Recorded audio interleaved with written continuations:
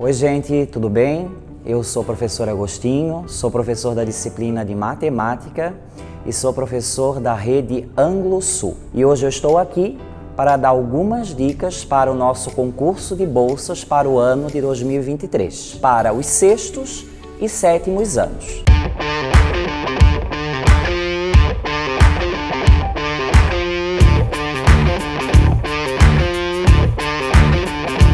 Então vamos começar pela história dos números, né? Então nós vamos falar do nosso sistema de numeração decimal, né? O nosso sistema de numeração, ele tem esse nome porque ele é composto por 10 algarismos, né? Lá na origem ele foi composto primeiro por 9 algarismos, depois é que surgiu o zero. Então, o nosso sistema de numeração é o sistema de numeração decimal, pois nós temos como base o número 10. Os primeiros 9 algarismos que surgiram foram 1, 2, 3, 4, 5, 6, 7, 8, 9, 10 e posteriormente, surgiu o zero. Então, o nosso sistema de numeração, ele é decimal por esse motivo. Ele também é o sistema de numeração indo-arábico. Tivemos o sistema de numeração egípcio, babilônico e todos eles contribuíram para o nosso sistema de numeração indo-arábico, né? Ele surgiu lá no Oriente Médio, nesse sistema de numeração. Mais tarde ele foi trazido para a Europa, onde ele foi espalhado, pelo mundo inteiro mais tarde, Isso faz bastante tempo. Levou-se alguns séculos. O nosso sistema de numeração também, ele tem uma característica muito importante, porque ele é posicional. Ou seja, cada número tem uma posição específica. 2022. Se eu colocar o 22 na frente do 20, eu terei 2220. Por isso é que se você quiser se referir a algum número, você deverá falar da maneira como ele está escrito, porque ele é posicional, ele tem uma posição diferente dos sistemas de numeração antigos, daqueles sistemas de numeração dos povos lá da antiguidade, que tinham como referência muito os símbolos, que depois deram origem ao nosso sistema de numeração indo-arábico. E nós vamos começar a falar dos números naturais, o conjunto dos números naturais, que são esses números que nós conhecemos. O algarismo 1, 2, 3, 4, 5, 6, 7, 8, 9, 10, assim por diante, começando pelo zero, todos eles fazem parte do conjunto dos números naturais. Então, é bem importante vocês saberem que nós temos um sistema de numeração que ele é finito, Ele pode começar e terminar, e ele também é infinito. Então vamos para a segunda parte. A segunda parte ela vai falar do conjunto dos números pares e o conjunto dos números ímpares, que todos vocês já conhecem. Mas nunca é demais relembrar que o conjunto dos números pares e o conjunto dos números ímpares formam o conjunto dos números naturais. O conjunto dos números pares são terminados sempre em 0, 2, 4, 6 e 8. E o conjunto dos números ímpares são números terminados em 1, 3, 5, 7 e 9. E agora o professor vai orientar vocês numa outra questão que é muito importante, que muitos dos nossos alunos têm dificuldade e que a gente precisa sanar essas dificuldades, que é um outro conjunto numérico que existe dentre tantos outros, mas que esse é muito importante, que é o conjunto dos números primos. O conjunto dos números primos são números que são divisíveis por 1 e por ele mesmo. Ele tem apenas 2 divisores. Vocês deverão vir para a nossa prova, realizar a nossa prova, sabendo estes que são os conceitos básicos. Agora nós vamos para conceitos um pouco mais avançados. Conceitos que vocês já tiveram ou ainda terão, conforme o material que vocês trabalham. O professor vai falar algumas, as mais conhecidas, as classes e as ordens mais conhecidas. Por exemplo, nós temos a classe das unidades simples. O que faz, quais são as ordens que fazem parte da classe das unidades simples? A unidade, a dezena e a centena. Depois, nós temos a classe da unidade de milhar. A unidade de milhar, a dezena de milhar, a centena de milhar. E nós temos a classe dos milhões, né? A classe dos milhões, então nós temos, novamente, a unidade de milhão, dezena de milhão, centena de milhão. Essas são as três principais classes e as ordens são unidade, dezena, centena, unidade de milhar, dezena de milhar, centena de milhar e assim por diante. Lá na prova de admissão de vocês vai estar colocado, né, números onde vocês terão que classificar as classes e as ordens. Vamos falar também de algo que é muito importante, que são as propriedades da potenciação. Nós temos 5 propriedades da potenciação, mas nós usaremos apenas 3 propriedades da potenciação. Lembrando que essas propriedades da potenciação, elas são usadas somente quando nós temos bases iguais. Então, por exemplo, multiplicação de bases iguais, né? Vai estar lá no nosso material. A base é aquele número que fica embaixo e o expoente é aquele númerozinho que fica lá em cima, aquele número pequenininho que fica lá em cima. Então, quando você tiver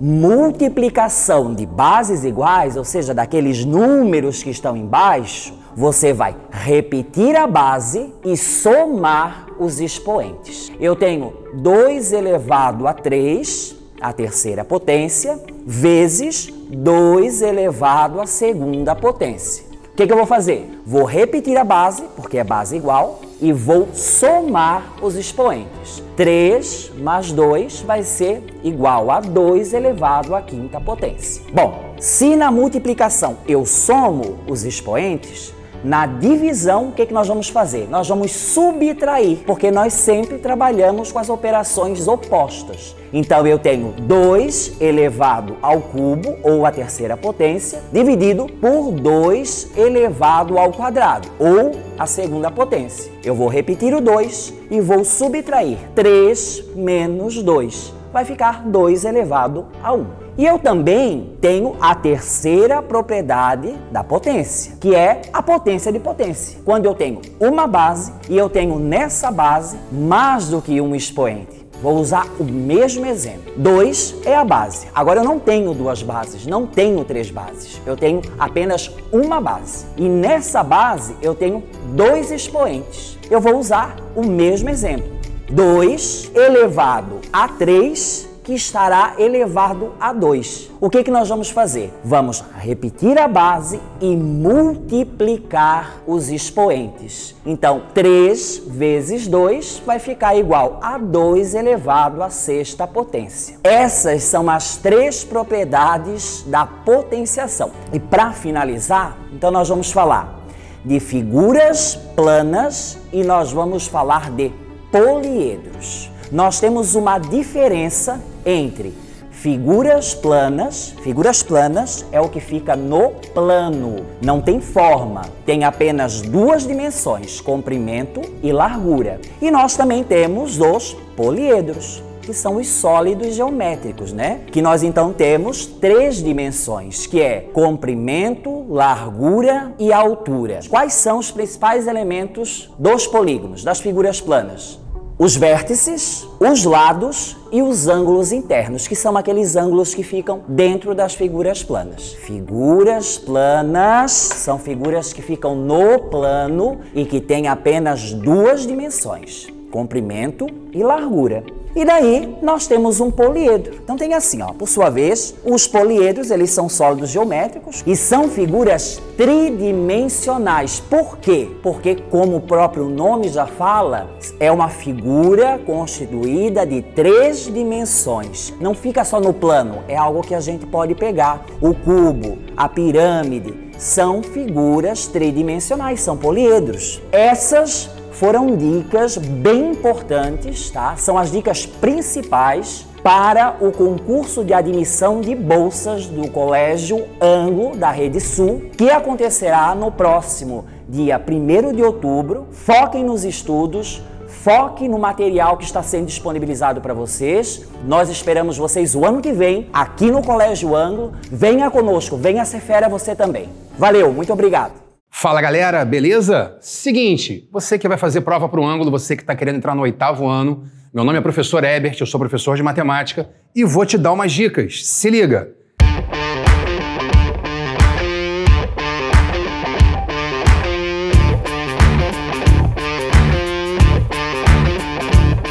Muito importante que você estude números inteiros, principalmente as operações com números inteiros. O que é isso? Adição, subtração, multiplicação. Você tem que ficar ligado em quê? Na adição e na subtração, posiciona bem as operações, os números. Pense em alinhar as vírgulas. Cuidado para não deixar isso fora de posição. Isso vai te atrapalhar na hora de fazer a conta. Na hora da multiplicação, o que você tem que ficar ligado?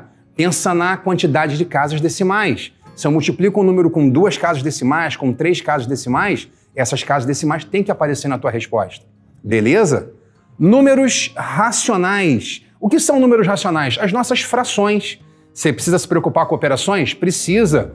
Adição, subtração, multiplicação e, principalmente, simplificação de frações. Sabe quando aparece aquele 5 décimos que você pode transformar em 1/2? Ou aquele 3 sobre 15 que vira, né? Você divide por 3 em cima, divide por 3 embaixo, vira 1/5. Lembrando de sempre dividir em cima e embaixo pelo mesmo número, senão você não consegue simplificar, pode dar problema no final. Tranquilo? Legal. Além disso, números inteiros, números racionais, circunferência. Você já comeu pizza? Já dividiu a pizza em fatias? Então, divisão da circunferência em ângulos. Vale a pena lembrar que uma circunferência inteira tem quantos graus? 360. E se você divide em 10 ângulos, 360 por 10. Se você divide em 5 ângulos, 360 por 5. Fica ligado nisso. Além disso, para a gente fechar, sólidos geométricos. O que é isso, professor? Ué, o cone, a pirâmide, o cilindro e o paralelepípedo. É muito importante que você saiba identificar esses sólidos, saber exatamente quem são eles. O cone, aquela casquinha de sorvete, né? O paralelepípedo, aquela caixa de sapato, o cilindro, a lata, tudo bem? É isso, ó. Desejo a você uma boa sorte, uma boa prova, muita tranquilidade, muita calma. Isso é o mais importante na hora de você ter sucesso na tua avaliação. Boa sorte e vem pro ângulo.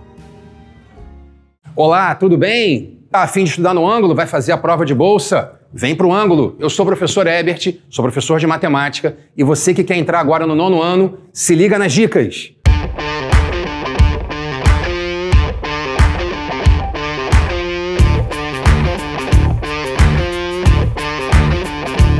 Ó, muito importante que você estude para sua prova operações com monômios, adição, subtração e multiplicação. Sabe aquela história de x mais x, 2x mais 3y, 4a mais 5a? Lembra disso, ó, número eu somo com número, letra eu somo com letra. Fica ligado para não dar mole nisso, tranquilo? E na multiplicação? Na multiplicação, a diferença é que você tem que pensar em quem? Nas propriedades das potências. Se liga, se você tem 2x vezes 3x, x vezes x dá x ao quadrado. Lembra disso? Produto de potências de mesma base, o que você faz? Mantém a base e soma os expoentes. Ué, mas e se for uma divisão? O que eu faço? Na divisão de potências de mesma base, você mantém a base e subtrai os expoentes.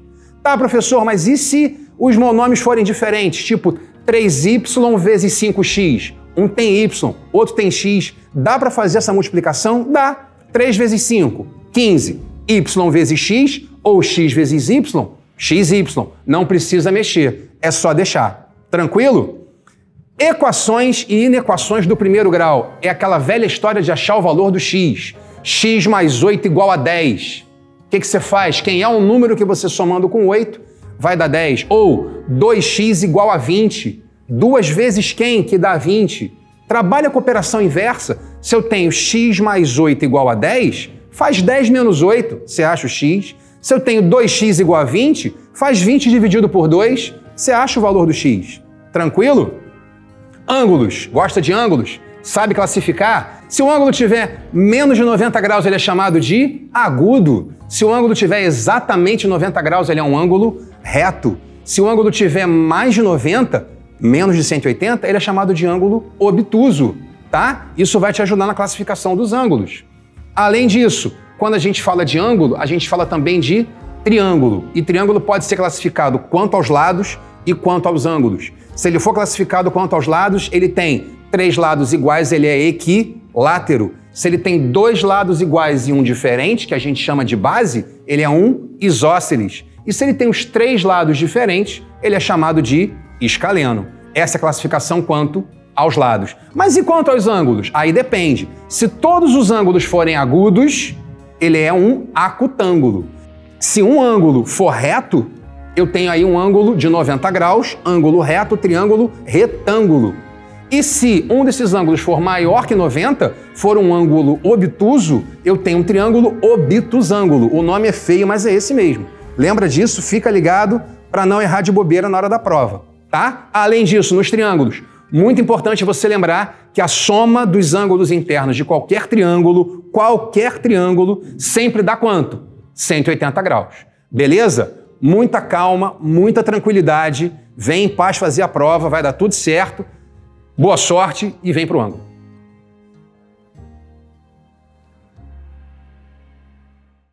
Tudo bem com você, estudante que está se preparando aí para o concurso de bolsas? Eu sou o professor Dagoberto e vou te dar algumas dicas matadoras para você que vai fazer o concurso para o primeiro ano do ensino médio. Você, estudante do 9º ano, que está se preparando para o primeiro, vou te dar algumas dicas então de matemática.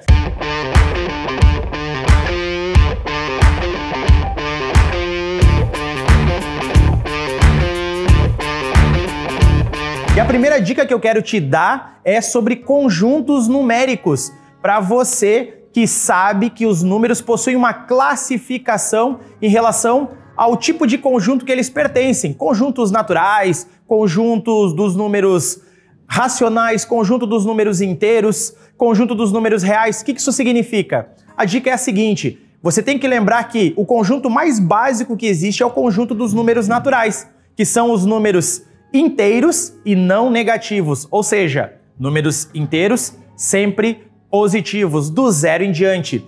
Também nós temos o conjunto dos números inteiros, que aí entram os números positivos e negativos e não podem ainda ser números fracionários. Mas nós temos um conjunto que é importante você prestar muita atenção, que é o conjunto dos números racionais. Você lembra o que é um número racional? Então, o número racional é todo o número que pode ser representado na forma fracionária.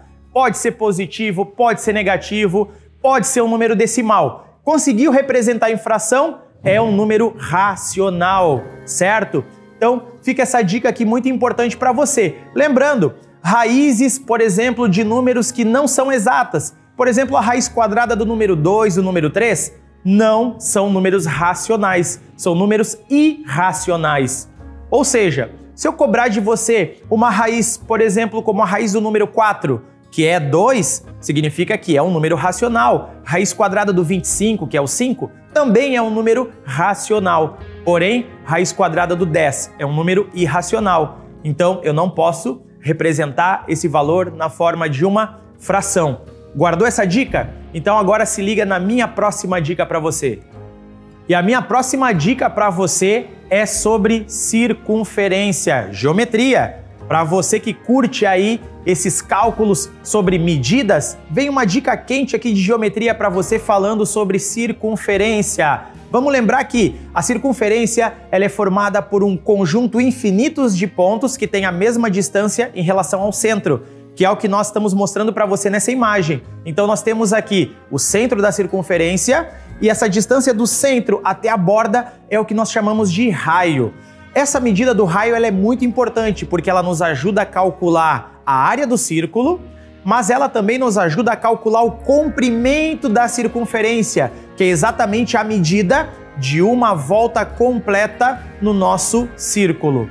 E como é que eu posso fazer para calcular essa medida? Usando uma fórmula muito simples. Comprimento da circunferência representado pela letra C igual a 2 vezes o valor do π vezes a medida do raio. Ou seja, comprimento é 2πr. Se liga nessa dica, porque através disso você pode, por exemplo, calcular o comprimento de uma circunferência de raio 10 centímetros.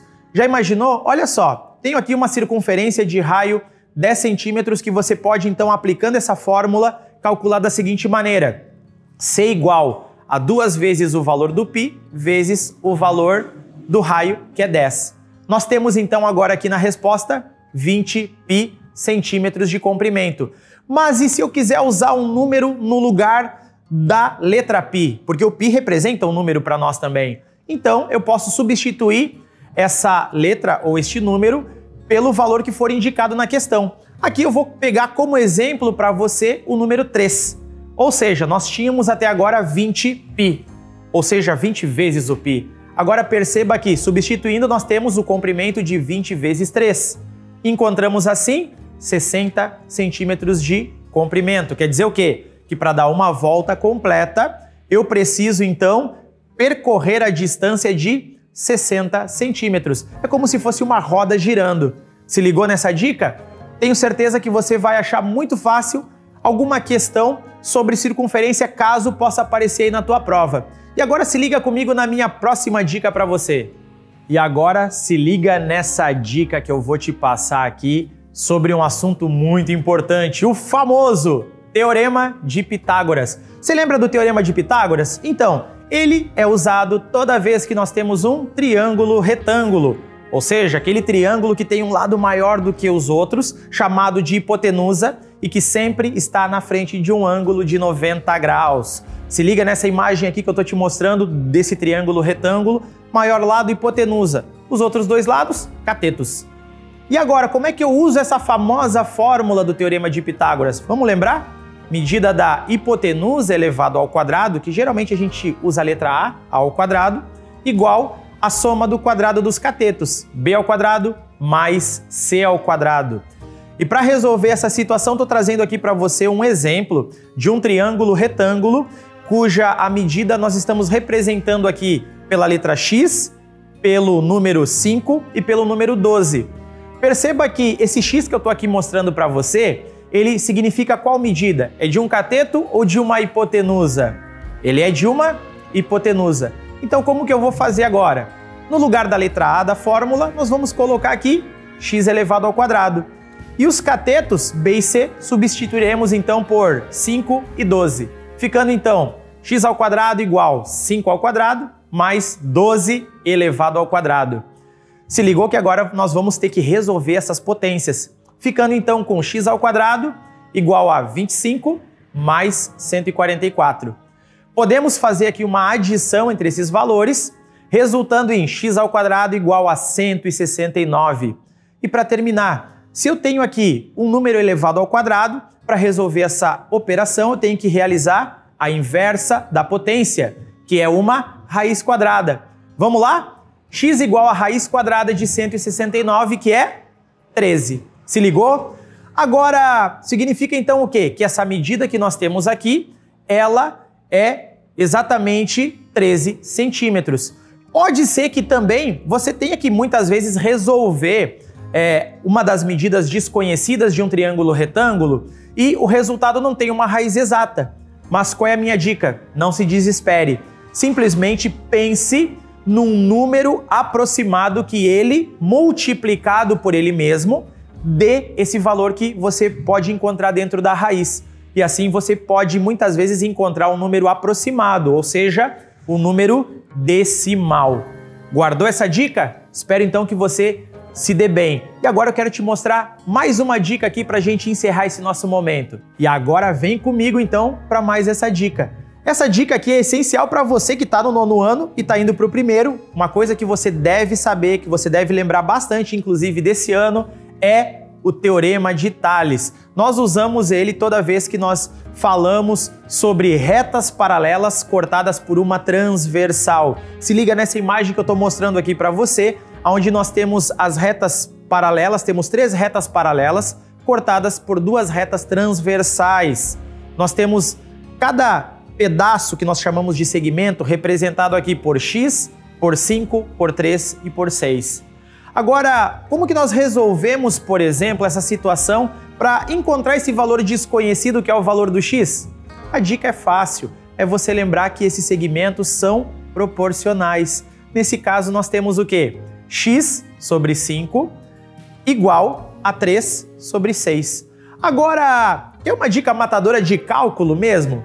Pega essa dica aqui comigo. Você está reparando nessa fração 3 sobre 6? Então, essa fração ela já está nos dizendo uma coisa muito importante, que se você for esperto, se você for uma pessoa ligada, você não vai nem fazer o cálculo direito, você vai direto matar essa charada.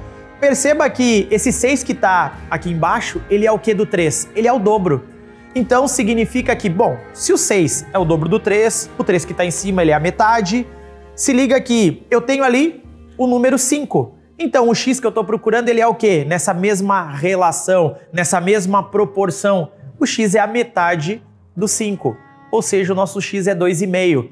Mas se você não entendeu, não se ligou nessa dica, você pode resolver esse cálculo simplesmente usando a propriedade fundamental das proporções. Multiplica cruzado. Vamos lá. Você ficaria com que situação?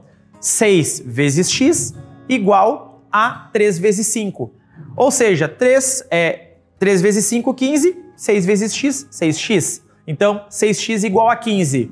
Se o 6 está multiplicando, você vai dividir. E aí temos 15 dividido para 6, que dá a nossa resposta aí para você, então, os 2,5. Matou essa? Espero, então, que agora você siga aí focada nos teus estudos e é só sucesso. Vem pro ângulo, que só ângulo é ângulo. Valeu, um abraço e até mais. Olá pessoal, tudo bem? Eu sou o professor Luiz, dou aula de matemática aqui no Colégio Ângulo e a gente vai colocar aqui para vocês agora alguns tópicos, né? Para quem vai fazer a prova de admissão para o segundo ano do ensino médio, de alguns pontos que vocês precisam focar na hora que vocês forem estudar para fazer essa provinha aí, para aquele que está interessado em estudar aqui no Colégio Ângulo em 2023.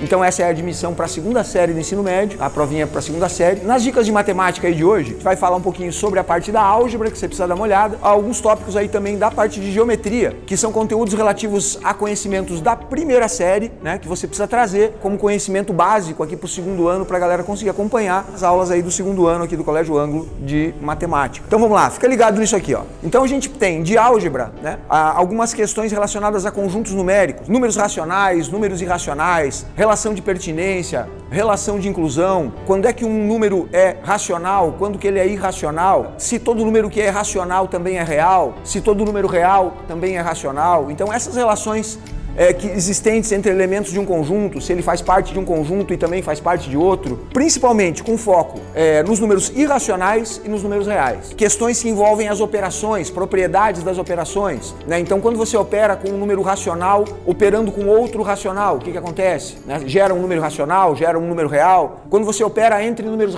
irracionais, o que acontece? Né? Quando eu somo um número irracional com outro, quando eu subtraio um número irracional de outro. Então é importante você dar uma olhada nessas propriedades operatórias, tanto no conjunto dos irracionais quanto no conjunto dos racionais, e isso aí vai englobar daí o conjunto dos números reais, que é um conteúdo aí que você começa a estudar lá no 8º ano, no 9º ano, aliás, né, e que você retoma na primeira série, e esses conteúdos eles são importantes para o andamento da segunda série do médio. Ainda na parte de álgebra, razão e proporção, que é um conteúdo que tem uma cobrança bastante grande em relação também à prova do Enem, não é só aqui na prova de admissão do ângulo que você vai ver. Razão, proporção, quando as grandezas são proporcionais, os tipos de proporcionalidade, proporcionalidade direta, proporcionalidade inversa, né? Como que a gente escreve números que são diretamente proporcionais, como é que a gente escreve números que são inversamente proporcionais, e dentro dessa questão da proporcionalidade aí vai aparecer uma coisa bem importante, se liga aí, regra de 3 simples. Regra de 3 composta, escala de aumento, escala de redução, né? Esse é um foco bastante interessante para você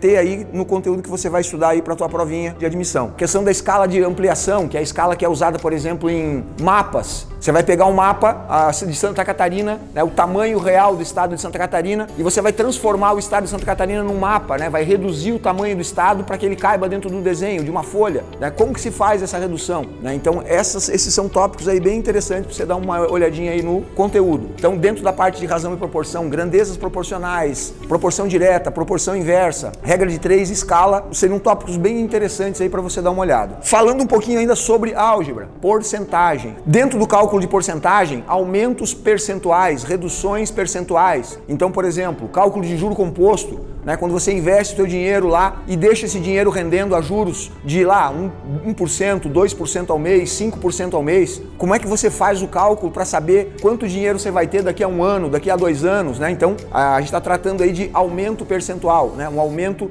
um ganho em porcentagem relativo aí ao aumento que você vai ter no valor. Redução percentual, como é que se trabalha com redução percentual, né? No caso do aumento percentual, você vai acrescentar uma porcentagem aos 100% que você já tem. Então, por exemplo, eu tenho R$100, esses R$100 correspondem aos meus 100%. Se eu vou acrescentar 10% em cima desses R$100, eu vou ficar com 110%. Né? Então, se eu quiser saber quanto aumentou o meu dinheiro em relação a esse percentual, eu pego os R$100 e multiplico por 1,1, né? Que é os R$100 mais R$10 de aumento que eu vou ter dentro desses 110. A mesma coisa acontece quando você faz redução percentual. Quando você reduz um valor percentualmente, você vai ganhar um desconto, né, sobre uma compra que você vai fazer e você vai pagar à vista, por exemplo. Então, o valor do bem lá da compra é de 100%. Você vai ganhar um desconto de 20% pagando à vista. Então, você vai pagar apenas 0,80 do valor daquele bem, né? Então, como que se aplica aumento percentual e redução percentual? Então, cálculo percentual, aumento e redução percentual são tópicos importantes para você dar uma olhada. E aí, cai na parte de geometria.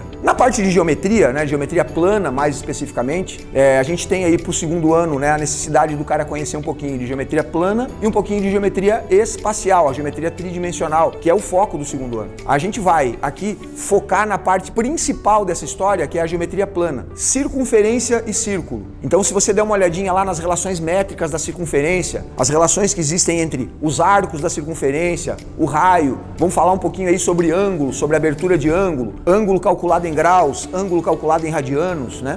Como é que faz conversão de unidades de medida de ângulo, né? Como é que transforma grau para radiano, como é que transforma radiano para grau, também são conhecimentos aí interessantes, necessários aí para o acompanhamento do segundo ano. Uma outra coisa que é interessante você dar uma olhada, ângulos formados por figuras que envolvem circunferência, ângulos da circunferência, ângulo central, ângulo inscrito, ângulo de segmento. Se você focar um pouquinho aí nesses tópicos que a gente colocou aí para vocês, tenho certeza que a galera vai fazer aí uma boa prova. Claro que é importante você se empenhar, você se preparar um pouquinho para que você consiga aí, fazendo uma boa prova, consiga aí atingir o seu objetivo, que é conseguir uma vaguinha aí, conseguir uma bolsa de estudos e vir estudar aqui com a gente aqui no Colégio Ângulo em 2023. Então essas foram as dicas aí do professor Luiz. Um grande abraço a todos, estuda, se prepara e eu espero vocês aí em 2023. Um abraço. Olá, eu sou o professor Jefferson, de matemática. Estou aqui para dar umas dicas para vocês que vão fazer a prova com admissão ao terceirão.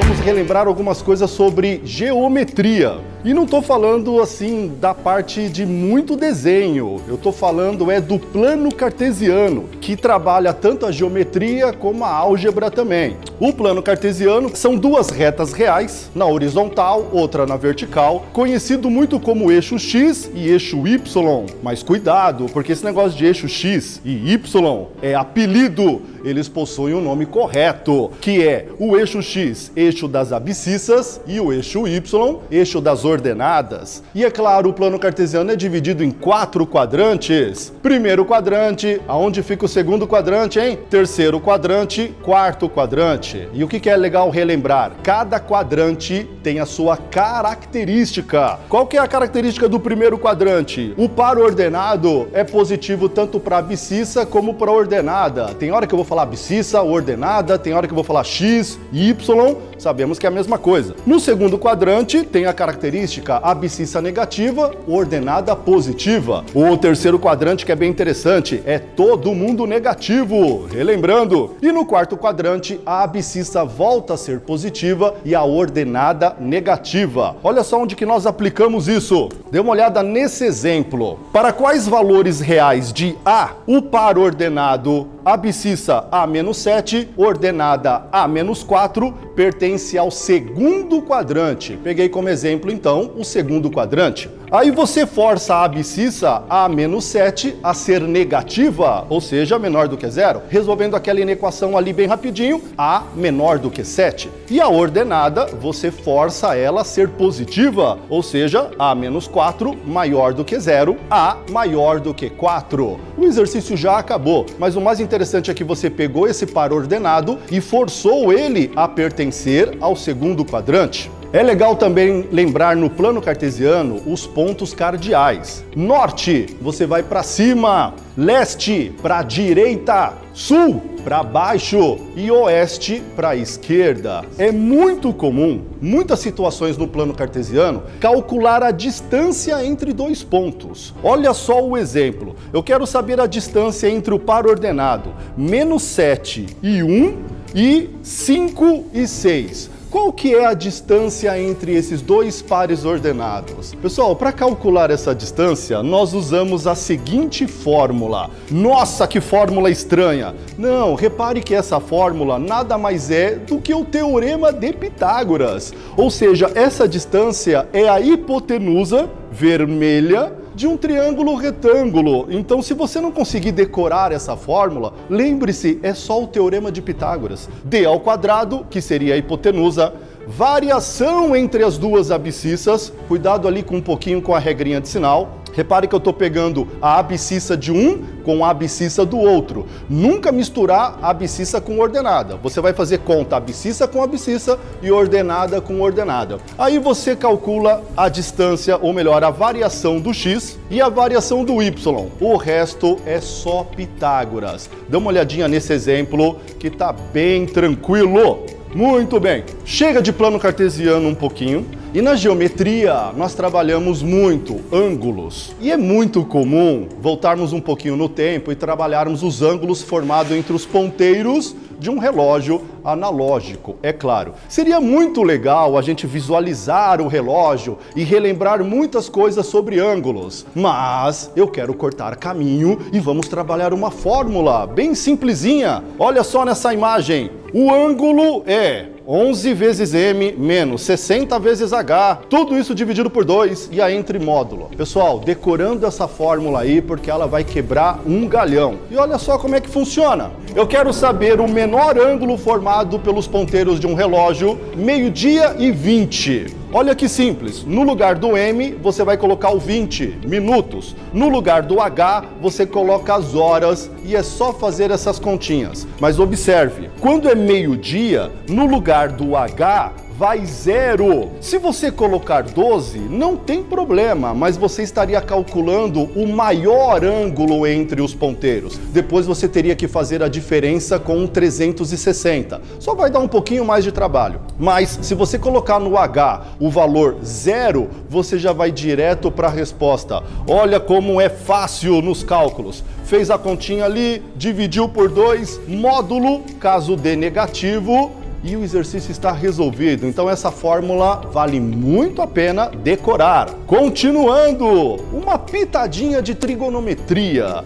Trigonometria tem muitas fórmulas. Eu gostaria de destacar uma, que é a soma e a diferença dos arcos, principalmente do cosseno. Aí fica a dica, tá? Outra coisa que nós não podemos esquecer jamais, galera. Toda vez que alguém te dá uma informação, exemplo, acompanhe na imagem, cosseno de 25, lembre-se que você ganhou de graça o seno do 65. Opa, mas o que o 25 e o 65 são? Ângulos complementares, ângulos cuja soma dá 90. Como é tudo em cima de um triângulo retângulo, então quando alguém te dá o cosseno de 25, ele te deu de graça também o seno de 65. Preste atenção nessa informação.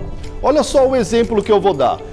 Se eu te dou cosseno de 25 graus, que é igual a J de Jefferson. E seno de 25, que é igual a K, lembre-se que você tem mais duas informações. De graça, de graça. Então tá lá. Quanto vale o cosseno de 40? Daí você fala, nossa, o que o 40 tem a ver com 25 de um e o 25 do outro? Se eu somar, dá 50. Se eu subtrair, dá 0. O que eu vou fazer com esse 40? Ah, lembre-se, se te der o cosseno de 25, você tem de graça o seno de 65. E eles possuem o mesmo valor. Então repare, esse 40, cosseno de 40, você pode escrever assim: cosseno de 40 é igual a cosseno de 65 menos 20, que fecha o 40. Jogando na formulazinha, que é a famosa fórmula do cossa-cossa, é a fórmula do cosseno, tá? Fica assim, cosseno de 65, ou seja, cossa o 65, cossa o 25. Um detalhezinho, galera, o cosseno muda o sinal. Se ali em cima é menos, a fórmula é mais. Se lá em cima é mais, a fórmula é menos. Cuidado com isso.